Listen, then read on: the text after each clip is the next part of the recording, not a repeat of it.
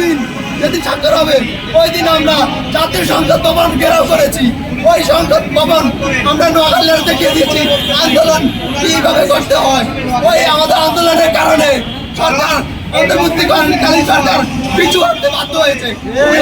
কুমিল্লা নামটা আর বিভাগ হয় নাই, এই পর্যন্ত কোনো সরকারি সাহস করে নাই নোয়াখালীকে অন্য বিভাগের সাথে অন্তর্ভুক্ত করা। এখন আমাদের মির্জা ফখরুল ইসলাম আলমগীর ভাইকে বলতে চাই, আমাদের এই নোয়াখালীকে বলা হয় বিএনপির ঘাঁটি।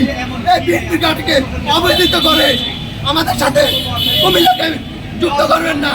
যদি কুমিল্লার সাথে আমাদের যুক্ত করে তাহলে আমরা জাতীয় সংসদ আবার ঘেরাও করবো। অন্তর্বর্তীকালীন সরকারের মতো আমরা আবার সংসদ ভবন ঘেরাও করবো, আমরা সচিবালয় ঘেরাও করবো, আমরা গণপ্রবর্তক আমরা যতক্ষণ পর্যন্ত না আমাদের দাবি আদায় হচ্ছে আমরা রাজপথ ছাড়বো না।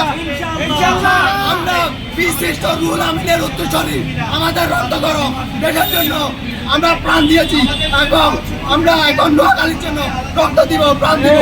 আমাদের ভাষা শহীদ আব্দুল সালাম দেশের জন্য ভাষার জন্য রক্ত দিয়েছে। আমাদের মানুষ যুগে যুগে আন্দোলন করেছে, সংগ্রাম করেছে এই দেশের জন্য। এখন আমাদের এই নোয়াখালী দেশের জন্য এত কিছু করার পরও কেন তারা বৈষম্য? আমাদের নোয়াখালীর মানুষ প্রায় 10 লক্ষ নোয়াখালীতে প্রবাসে থাকে, তারা রেমিটেন্স আহরণ করে। এই রেমিটেন্সে সারা বাংলাদেশ চলে। এই আমাদের ব্যবসায়ী 20 জন শিল্পপতির মধ্যে বাংলাদেশের 10 জন আমাদের নোয়াখালী। আমাদের নোয়াখালী এখানে বঞ্চিত থাকবো।